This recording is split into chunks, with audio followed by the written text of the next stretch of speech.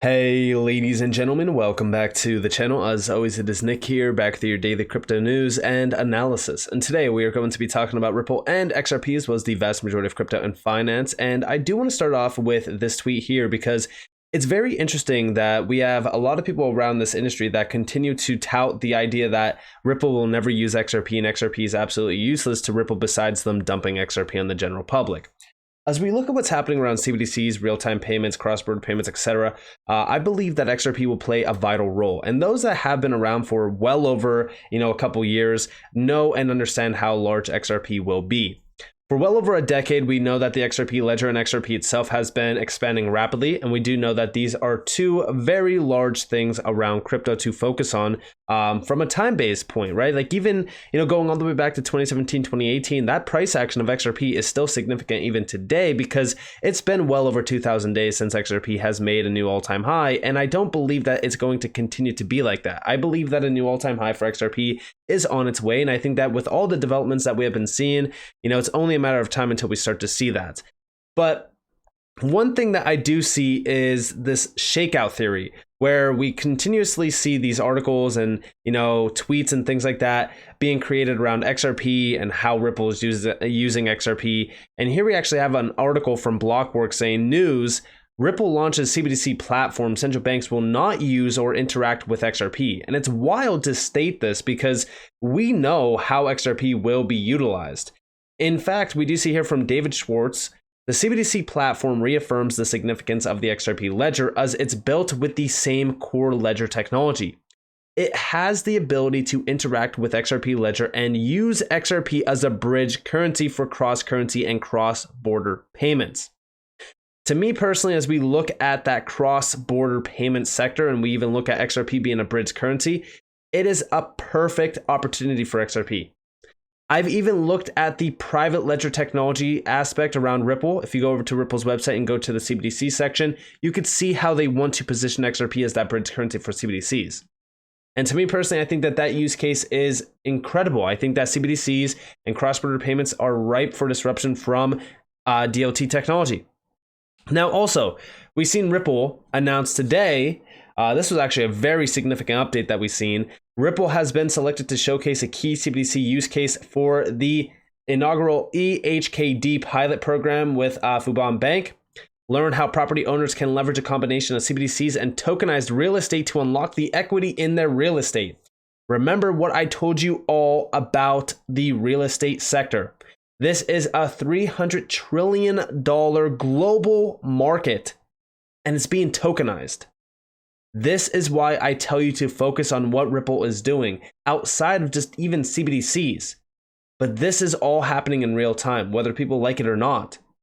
And this will lead us to, that big boom, if you will, around crypto where, 99% will miss out. And that 1% that actually sees the value here will be extremely successful and well off financially. We do see over here from Matthew Lin Y. Ripple CBDC will use XRP for bank-to-bank transactions and settlement. And here we have the announcement of the Hong Kong CBDC pilot involves 16 banks, payment providers, etc. Here we have Hong Kong CBDC pilot involves 16 banks, payment providers.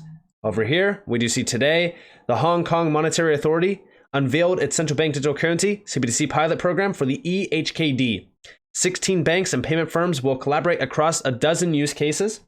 And then also over here, most of Hong Kong's largest banks are involved in the pilots, with HSBC and Hang Seng Bank, I hope that I'm saying that name correctly, involved in 2 apiece.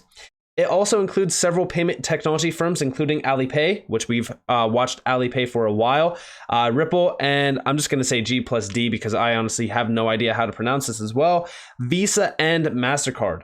And then also over here, meanwhile, today, Ripple announced its Ripple CBDC platform, which uses the same technology as its XRP ledger. And then down here, we do see Ripple announced the new CBDC platform, which uses the same tech as XRP ledger. Any idea what this is? Will these private CBDCs affect price action for XRP? For anyone that is, confused on this, because again, like these articles that are getting posted are confusing a lot of people. And I think that, it's I think it's designed to be like this. I think that we are seeing the largest shakeout in history around XRP. I think that it's been going on for well over 2.5 years. We've seen, FUD articles, FUD tweets, FUD videos. I mean, there's been so much nonsense happening around XRP for so long, and it's for good measure to make sure that we address this. When we look at XRP and the XRP ledger, the private ledger technology behind XRP ledger, a lot of people are kind of confused about because they say that it won't use XRP. But the thing is that when you actually look, like I said, at the Ripple website, they are positioning XRP itself as a bridge currency. And I think that that is a significant use case because when you think about how large some of these markets are, that use case is very large. The amount of volume and value that will be transacted on a 24/7, 365 timeframe, utilizing something like XRP would ultimately change the value. Now, I'm not saying that XRP will grasp all of the money, which we've heard for so many times. Like that's been a big thing that we've heard so much, even in the past about how XRP will grasp all the money. I just don't think that that is a logical way to look at it. But I do think that it will grasp quite a bit of money. And when we look at that, that's going to happen 24/7, 365. So the price of XRP will have to significantly be higher. Now, also over here, we do see Ripple. With more than 90% of countries exploring and developing CBDCs, we're introducing the Ripple CBDC platform, a frictionless solution for central banks, governments, and financial institutions to issue their own central bank digital currency. Now, this was the announcement today that everyone was up in the air about. If we actually go over here, this is from James Wallace, which I told you guys to make sure to pay attention to what James Wallace is saying, because he is a big leader behind CBDCs within the Ripple network. And when we scroll down here, we can do see it's been a year since Ripple launched its central bank digital currency solutions and private ledger for CBDCs. In that short time, Ripple has become a leading player in helping to facilitate international digital currency development. The benefits of digital currencies like CBDCs and stablecoins include faster transaction speed, lower costs, and reduced settlement times. With Ripple solutions, those benefits are expanded to include lowered energy use compared to that of traditional payment methods or some cryptocurrencies. Another important advantage, which I'm going to actually home on with this use case because it's something significant that we've seen in the past as well, of digital currency is the ability to offer the world's unbanked access to financial services without high fees or established credit. According to the IMF working group paper titled Central Bank Digital Currency and Financial Inclusion, CBDCs in developing countries, unlike in advanced countries, have the potential to bank large unbanked populations and boost financial inclusion, which can increase overall lending and reduce bank disintermediation risk. And we do see Ripple is currently working with more than 20 countries on CBDC plans. This is the first time that I'm ever reading something like this. I've never even knew that they were working with more than 20 countries. I knew about like 3 or 5, but now it's 20. Based on this work, Ripple has enhanced its CBDC platform to meet the needs of central banks, financial institutions, governments, and commercial banks to customize their currency plans and prototypes using the new CBDC platform. And they do mention the 2 or the 3, or maybe, no, it's actually just 2 that I personally know about, which is Palau as well as Montenegro. And then also you have the Republic of Bhutan. That's another one. So 3 in all that I knew personally about. The 3 or 5 that Anthony Welfare actually talked about in the video talking about stablecoins, Palau, and even CBDCs. But nonetheless, as we do scroll down here, we do see driving innovation, adapting digital currency based on national needs. A key differentiator to the Ripple solution is the ability for central banks and governments to adapt their currency plans through each stage of the digital currency production lifecycle. Adapting CBDC plans to align with the goals of a specific country requires this type of flexible solution.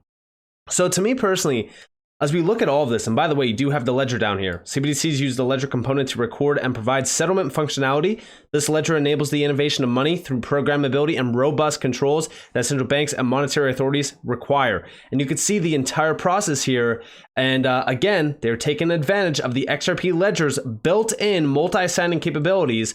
Like this is all centered out on everything that we've been addressing for so long. And when you see CBDCs present a unique opportunity for the world's unbanked population to gain frictionless access to banking services, with more than 20 governments and central banks talking to Ripple about CBDC projects, Today's announcement of the enhancements to the CBDC platform is well positioned to deliver more innovation, adoption, and transformative use cases in countries around the world. And I want you all to understand, right, that as we look at the things happening within the Ripple ecosystem, this is very significant because we know that, one, Ripple has been trying to become the infrastructure for tomorrow's world, the internet of value. And as we look at this, like, to me personally, I believe that they're becoming that. I believe that they are the new, I don't want to say the new Swift, because this is going to dwarf Swift entirely. I believe that Ripple is becoming the new infrastructure for the global economy as we do shift towards the digitization push. And, you know, they are already working with 20 central banks. Like, this is a big deal. And we do see no two situations, no two central banks, no two countries are the same. There are 200 plus countries out there. There are a lot of central banks and they have different needs. And there are different parts of this journey. So we are in dialogue with not 10, not 20, but a bunch more central banks around the world on these discussions. We've announced projects with Bhutan and Palau and others to come. And I think that just shows you that this really resonates now. And, you know, we do see them talking about the SEC a little bit here, but regulators welcome that interaction here in Singapore, up in Tokyo, in Switzerland, and even in the UK. We're part of that dialogue. You are on panels, you're in rooms with regulators talking about, you know, what we're seeing and what we're learning. And it's a two-way process. It's really on us as an industry to prove utility and why crypto matters, why blockchain matters, and what it can do for countries, for citizens, for businesses, for big world problems. If we can prove that case and make that case in a strong way, then regulators will follow and come along. And again, like, as we look at what's happening here, yes, the US is falling behind. Yes, Ripple is expanding rapidly outside of the US. Yes, they're in, you know, discussions with not even just 20 central banks, but many other ones. To me personally, billions of individuals will utilize Ripple technology without even realizing it. And yes, I do believe that XRP as a digital asset, its power and its potential will be sourced through something like this. And I just don't understand how people cannot realize how large this is. I mean, we already know many countries are exploring CBDCs. You know, Ripple says 90%. Who knows how many it actually is, but 90% seems pretty on par. With all of this in mind, we are constantly seeing these articles coming out saying that, you know, XRP won't be utilized. All it takes is a simple, you know, it's like 3 or 4 clicks, and you could truly understand XRP's use case here. You go to central bank digital currencies over on Ripple's website, and in this, you could watch this video. I've said this countless times on this channel. They are positioning XRP as a digital asset, as a bridge currency between all CBDCs. And before anyone says all CBDCs are bad, I get it.